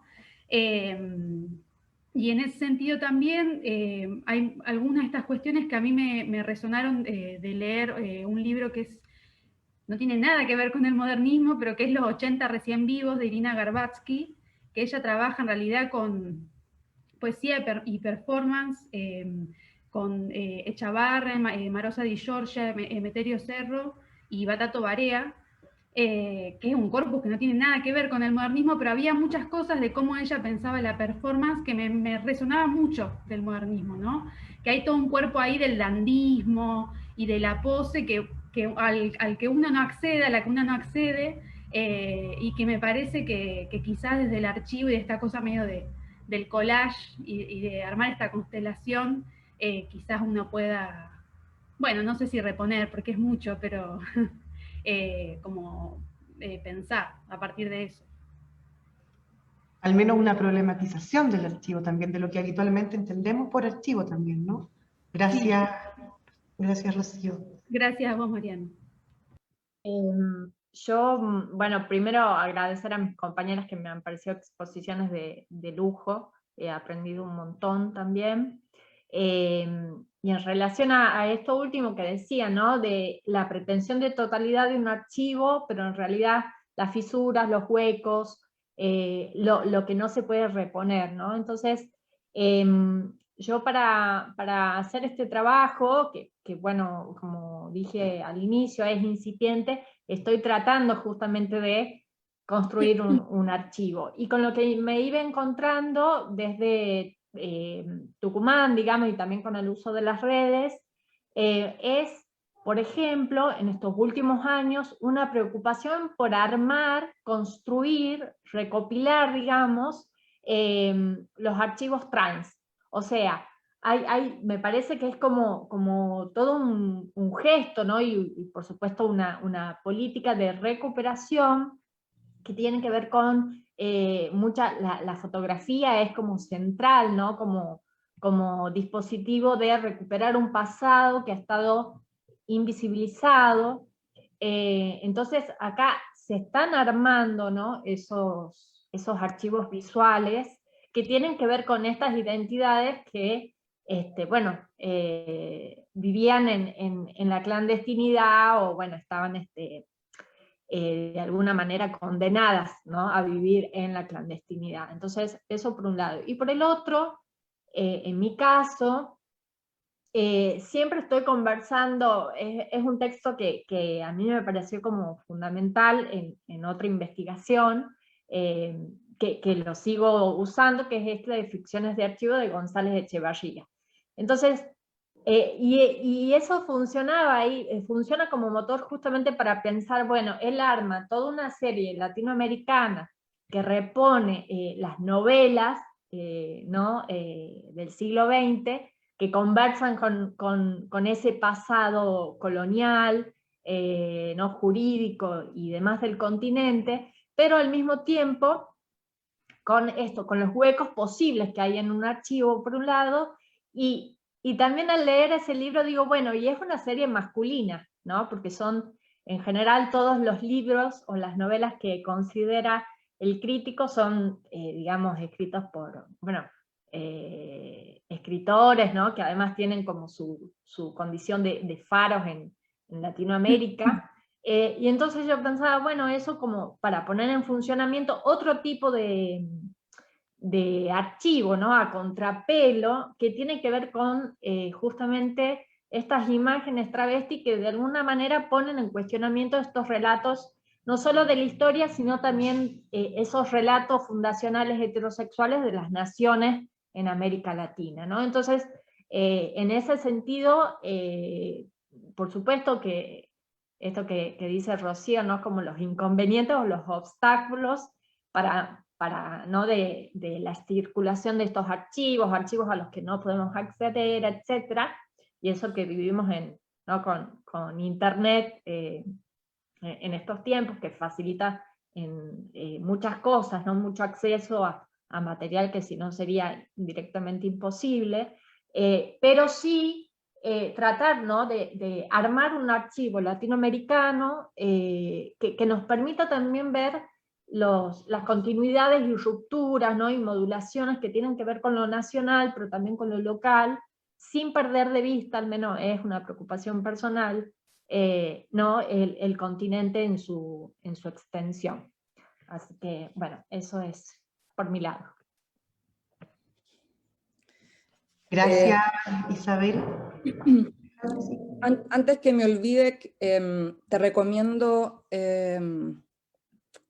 Isabel, que visites la página del Archivo Latinoamericano de Arte, que tiene se llama Arqué, está situado en Colombia, y tiene una fundación, y particularmente está concentrado en registros latinoamericanos de arte queer.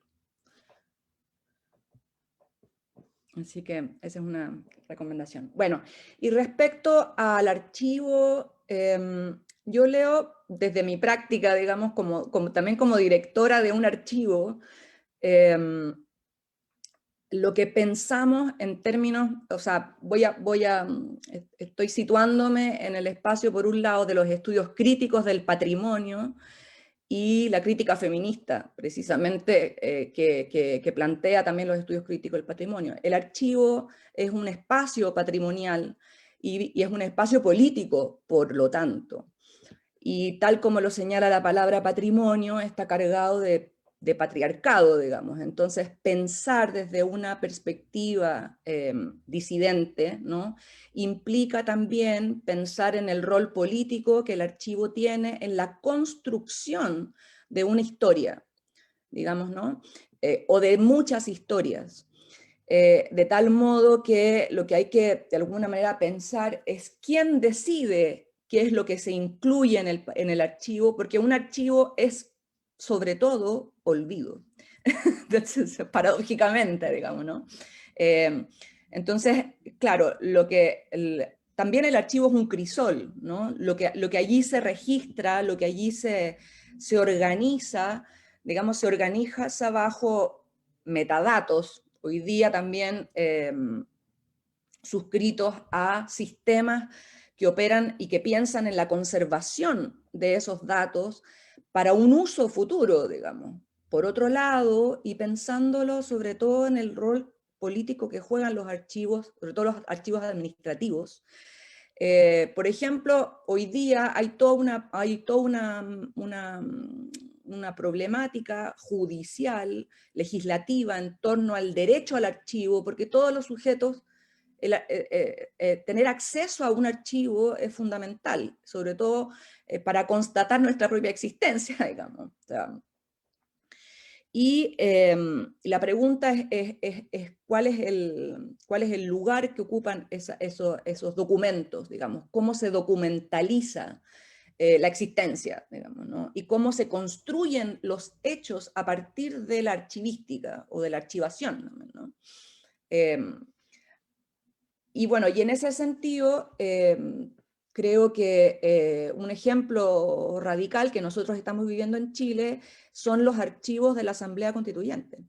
¿Cómo se van a manejar esos documentos? Hay toda una disputa, digamos, en torno al lugar donde deberían quedar, cuál es el acceso, cuál es el sistema de organización, de clasificación. Porque toda clasificación, y eso es lo que discute, digamos, el patrimonio crítico, la idea del patrimonio crítico, ¿no?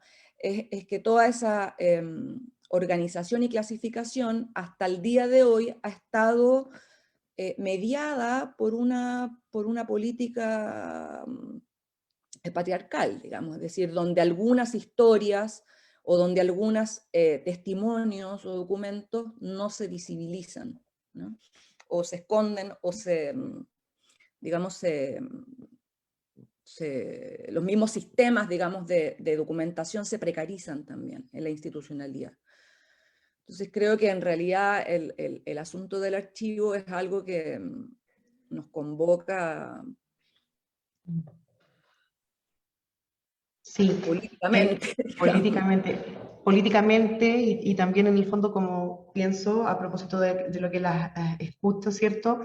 En términos también de qué sujetos son los que, y recogiendo también tu última reflexión, Alejandra, ¿no? ¿Qué sujetos son los que tienen posibilidad de ser representados también? Por ejemplo, en ámbitos tan particulares como el que estamos viviendo hoy día en nuestra geolocalidad chilena, ¿cierto? El proceso constituyente, cómo se problematiza el archivo también en términos, como bien tú señalabas, políticos, quién puede ser sujeto de conocimiento, a través de dónde y de quiénes podemos llegar al conocimiento rompiendo ciertas lógicas, como bien tú señalabas, patriarcales, ¿no?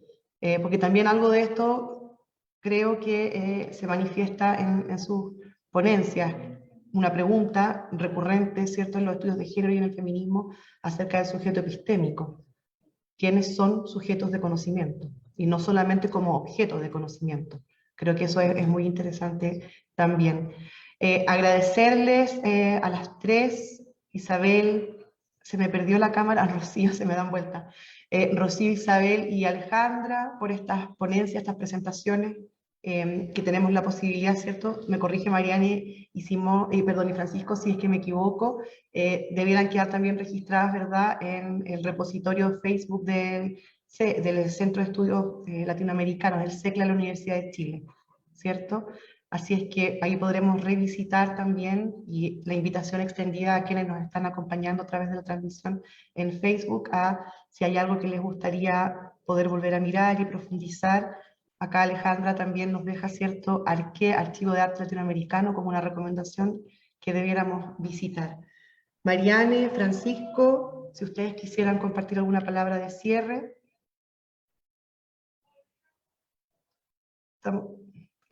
Estamos bien. Muchas gracias entonces. No sé Daríamos si, por Mariana, finalizada nuestra... queremos comentar de cierre. nos quedamos los dos, mejor dicho, con preguntas que se las vamos a transmitir yo se las voy a transmitir por email. Francisco, no sé si tú querías aprovechar. Mariano, sé que tú tienes que retirarte por tu trabajo. Te agradecemos muchísimo la moderación de la mesa.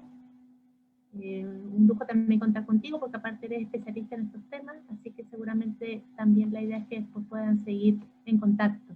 Francisco, ¿tú quisieras hacer alguna pregunta, comentario final? Antes de dar sí, por cerrada la mesa. En realidad les pregunto a los ponentes si pueden permanecer 5 minutos más para conversar un poquito, o si damos por cerrado, pero no depende de mí.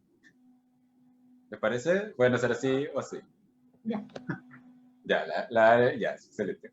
Bueno, entonces le yo les agradecemos a agradezco. Mariano, por supuesto, por concedernos parte de su tiempo y apañarnos en esta ocasión.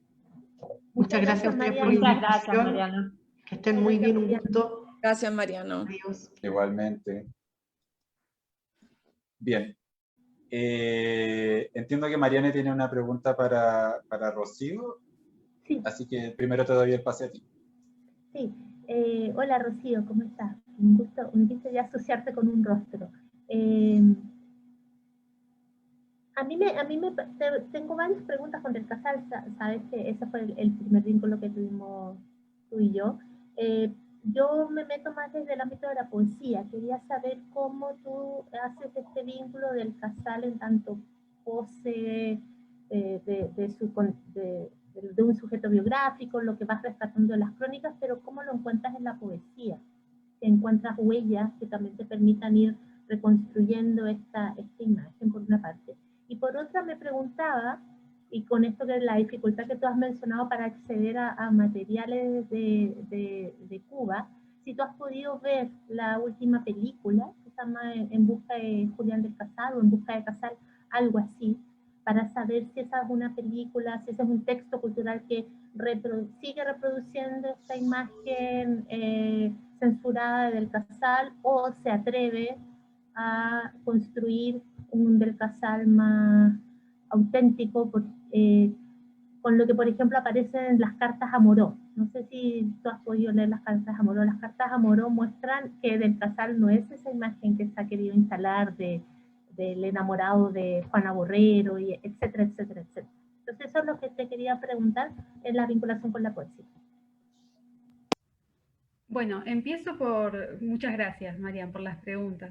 Empiezo por la cuestión de la película, que no la he podido ver. Tenía incluso como cierta esperanza, que vieron, no sé si viste que estuvo nominada para entrar, digamos, dentro de la categoría internacional en los Oscars.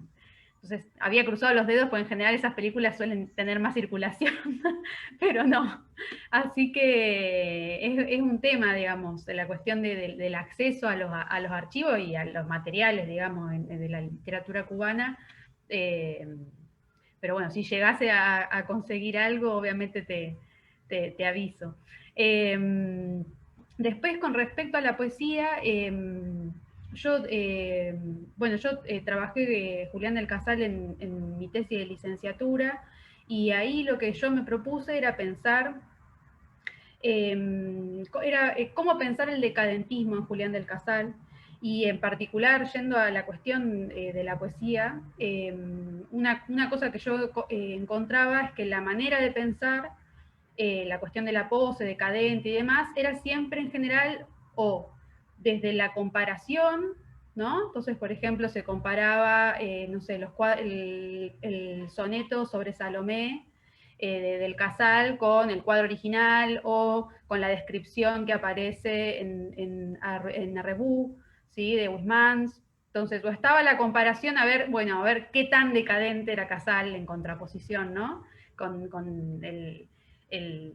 lo francés, digamos, el decadentismo francés, y si no, a partir de la búsqueda casi medio tipo búsqueda del tesoro de tópicos decadentistas, ¿no? Bueno, como si hubiese una lista, ¿no? de todo lo que tendría que tener una poética para considerarse decadente, ¿no? Entonces, bueno, se buscaba y se iba chequeando. Yo traté de pensar algo por fuera, digamos, de esas dos cuestiones. la manera que encontré es a partir de pensar la decadencia como una voluntad del sujeto de constituirse como un ser decadente, y la manera de constituirse como un ser decadente tenía que ver con diferentes estrategias. Muchas de esas estrategias tenían que ver con trabajar con determinados signos para corroerlos o vaciarlos de sentido y después investirse con esos signos que ya estaban corroídos, por así decir, ¿no? Entonces, por ejemplo, en el caso de las crónicas, están las crónicas que escribe Casal sobre la nobleza, que básicamente lo que demuestra es que la nobleza es un título vacío, digamos, ¿no? Ya no tiene peso por sí mismo, sino que lo que han quedado son puros nombres que casi que son como máscaras, pero finalmente él firma esas crónicas como conde de Camors. Entonces está esta cosa de, bueno, muestro cómo esa nobleza, digamos, se ha vaciado de sentido, pero a su vez me invierto en esos signos, ¿no? A su vez, en esa crónica él muestra también el ocaso, digamos, ¿no? De esa nobleza, entonces también es esta cosa de formar parte de el último reducto de, ¿no? En este caso lo aristocrático, por ejemplo, y con todas las connotaciones que tiene eso en el fin de siglo latinoamericano. En el caso de la poesía pasaba algo parecido, pero a partir de la superposición. Yo lo trabajé a partir de la superposición. En muchos de los casos esa superposición tenía que ver con procesos de sacralización y profanación. Entonces, por ejemplo, uno de los primeros poemas del primer poemario de Casal, que es Hojas al viento, el poema Amor en el claustro, que de hecho incluso es uno de los primeros poemas de Casal cronológicamente, digamos, ¿no? Lo lee muy tempranamente en el liceo de Nicolás Azcárate, que creo que es en el 86, o sea que son 4 años antes que salga el poemario. Donde él construye, digamos, la escena, ¿no? De una mujer que está en una iglesia llorando a su amado y ve sobre la figura de Cristo la figura de su amado, ¿no? Entonces está la cuestión de la superposición. Entonces está la figura terrenal, ¿no? En superposición con la figura sacralizada, ¿no? Pero no es que ninguna de esas dos figuras tapa a la otra, sino que se contaminan, por así decirlo, se corroen. Entonces, traté de pensar esa corrosión que se podía ver en las crónicas, como te mencionaba, de la nobleza, también como las formas de corroer los signos en la poesía. Entonces, la superposición era una forma, está la cuestión de la mancha, que es algo muy presente en Casal, tanto en las crónicas como en los poemas. La cuestión de la sangre sobre el blanco, que es algo que de otra manera aparece, pero también aparece en Darío, por ejemplo, el rojo sobre el blanco y toda esa cuestión. Acá entonces está la cuestión de la superposición, de la mancha, de vaciar los signos. Hay un poema que se llama La urna, que es una urna donde Casal va poniendo, bueno, primero pone una virgen, después pone a la amada y por último la deja vacía, ¿no? Entonces está esta cosa de ir llenando, digamos, ¿no? Esos signos con los elementos que atraviesan y sostienen, digamos, ontológicamente al sujeto, pero para después justamente vaciarlo, digamos, ¿no? Entonces, en relación con la cuestión decadente, yo lo pensé quizás más desde ese lugar, desde las operaciones, digamos, de vaciamiento o de corrosión de los signos, que en relación a la pose, por así decir. No sé si respondí a tu pregunta. Bien. En el caso de Isabel y Alejandra, una cosa que me llamó la atención y en la que me parece que ambas coinciden, tiene que ver con pensar las masculinidades disidentes, no solamente, digamos, en términos sexogenéricos, sino también en términos étnicos. Entonces quisiera preguntarles si ustedes observan ahí, digamos, que la disputa contra el patriarcado no pasa solamente por una cuestión, digamos, de los posibles aspectos femeninos que se puedan, digamos, filtrar en una subjetividad masculina, sino que también el patriarcado implica una serie de comportamientos o de poses en términos étnicos que a ustedes les interesa analizar sobre las prácticas artísticas que cada una privilegia. Vamos a partir con Isabel. Gracias. Gracias por la pregunta. Sí, me parece que es como sumamente interesante y sumamente complejo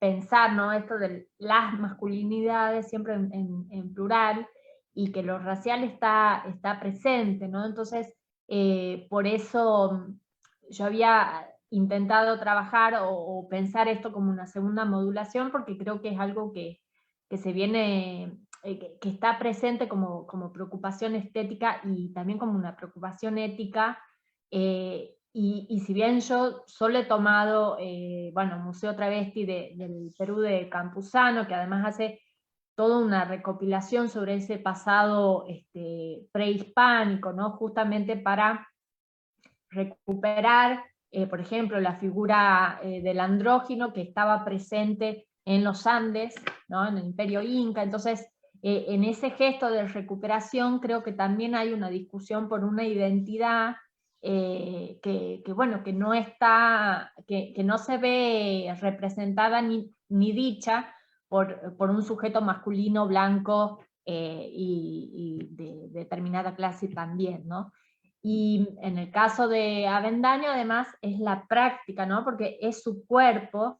A mí me encanta lo que él hace, porque en realidad es su propio cuerpo, ¿no?, que digamos que además él declara, ¿no?, su pertenencia a la región zapoteca, y en sus vestiduras, y digamos, en todas sus performances, ¿no? Entonces, también está ahí como discutiendo la identidad del mexicano, ¿no?, macho, masculino, blanco, y entonces, desde la imagen que proyecta, ¿no?, en términos de pose o montaje, y también en lo que trabaja artísticamente en sus instalaciones, en sus danzas, ¿no?, porque además tiene una dimensión de lo político, bueno, sumamente importante, ¿no? Yo no lo he nombrado, pero lo nombré muy someramente, esto de tiene un hermano desaparecido. Entonces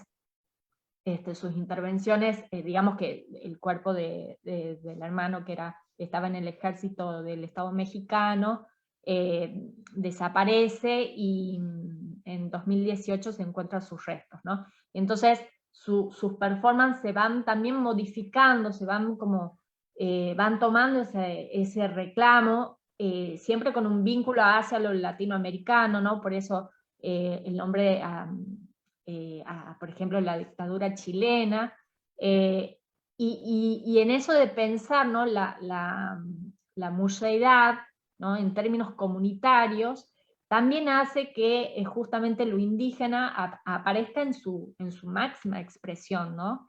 Entonces, y me parece que el trabajo que él hace además es sacarlo del lugar de lo exótico, ¿no?, sino que justamente digamos, vincularlo a una comunidad en donde esa especie de rol, obviamente yo hablo como extranjera, ¿no?, tiene un tejido ahí social comunitario que es como, bueno, funciona de esa manera, y como cuando uno lo saca justamente de ese tejido, adquiere como otras traducciones que en realidad no logran dar con la cualidad o con los atributos, ¿no?, de lo que es ser mujer.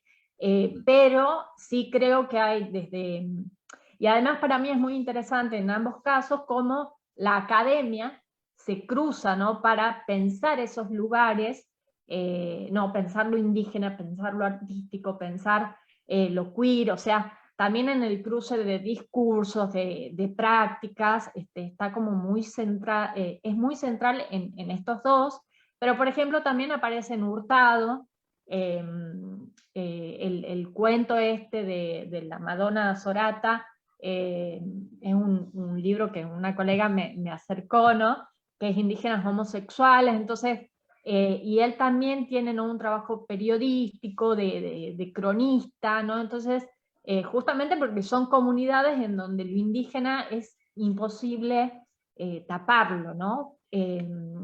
Creo que también está, por ejemplo, en Mayra Santofebre, ¿no?, en esa geopolítica del Caribe, ¿no? Desmontar ciertas, como barrer, ¿no? Con esa idea de lo blanco que está tan presente en el continente, ¿no? Muchas gracias, No Isabel. sé si respondo, pero... No, súper, súper. ¿Y en tu caso, Alejandro? ¿Estás muteada? Bueno, en Ahora mi sí. caso, yo estoy totalmente, digamos, como a favor ¿no? De aquellas perspectivas feministas decoloniales. Entonces, estoy atravesada por las lecturas, por una parte, de Quijano, de Aníbal Quijano, con la colonialidad del poder, es decir, con los estudios postcoloniales, básicamente, ¿no?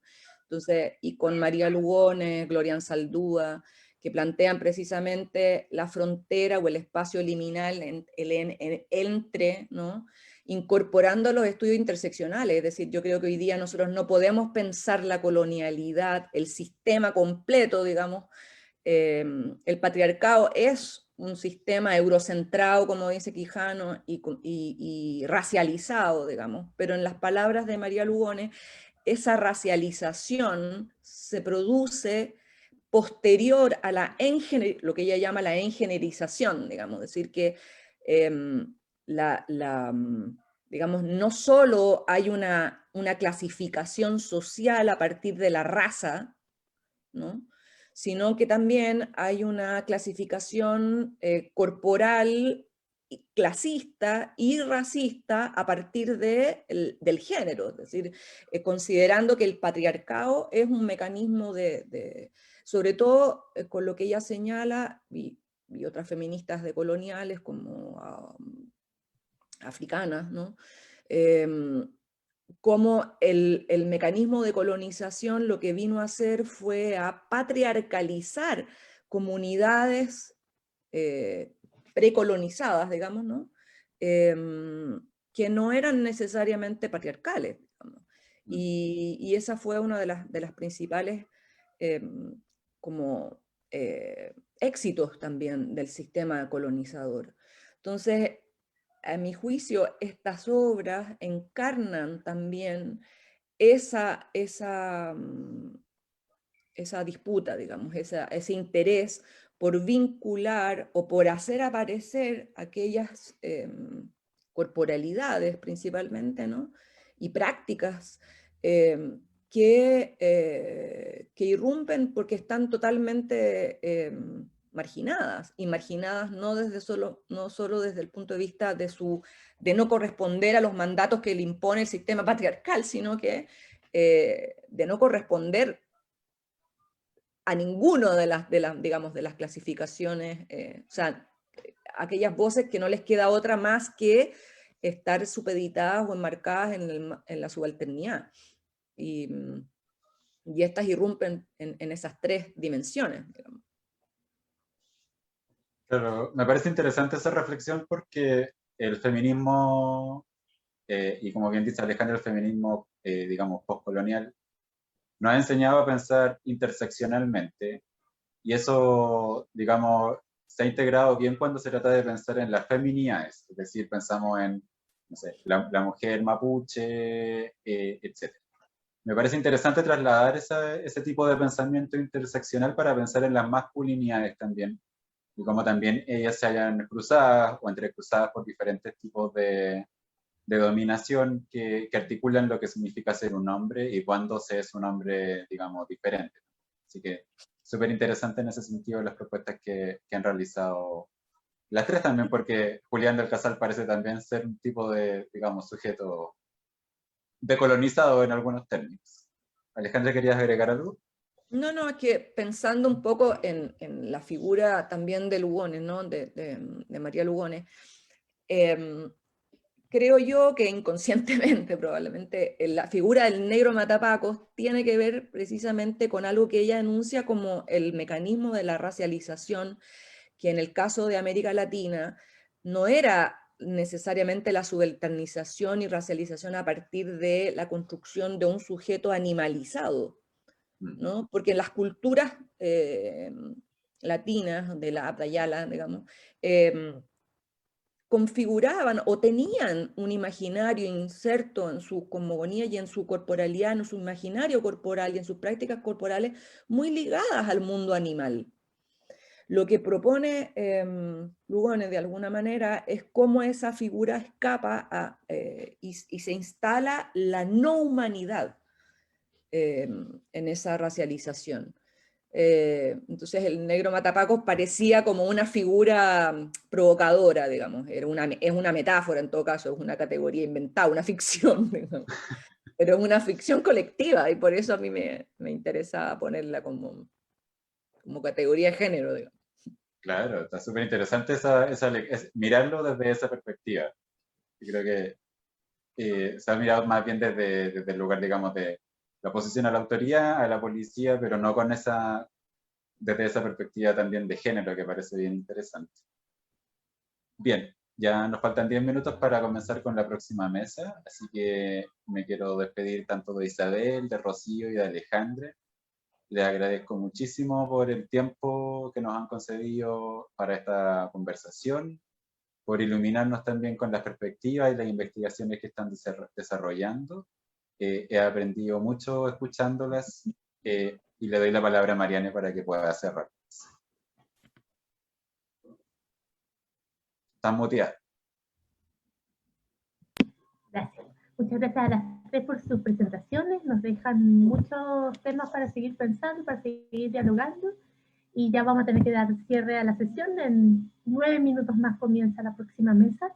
Las dejamos invitadas si pueden entrar. Pueden entrar también desde la sesión de Zoom directamente o si lo prefieren por el Facebook. Muchísimas gracias. Gracias al público. Gracias a Andrea, que está presente también. Y nos vemos en un rato más. Gracias a ustedes.